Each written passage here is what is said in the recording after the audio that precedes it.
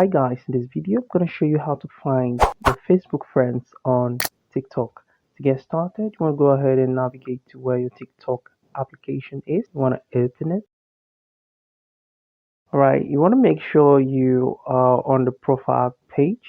You want to click the icon at the top left corner, the one with a plus sign. I can already see some friends that I know here. You can also see suggested accounts. So I know some of the people right here. It's about find friends on Facebook. Here on TikTok, what you want to do is to click on find, and it's gonna ask you to sync your Facebook friends list to connect with them on TikTok. We will only access your Facebook friend list if you choose to sync. TikTok is only going to have access to your Facebook friend list. You want to go ahead and click on OK. You want to wait for it to load.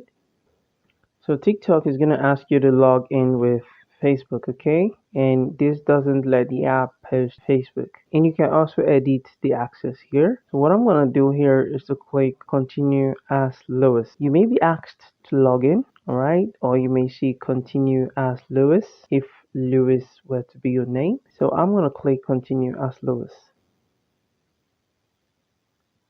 So because I'm already logged into my Facebook account on this particular device, I didn't really have to go through a lot of trouble logging in.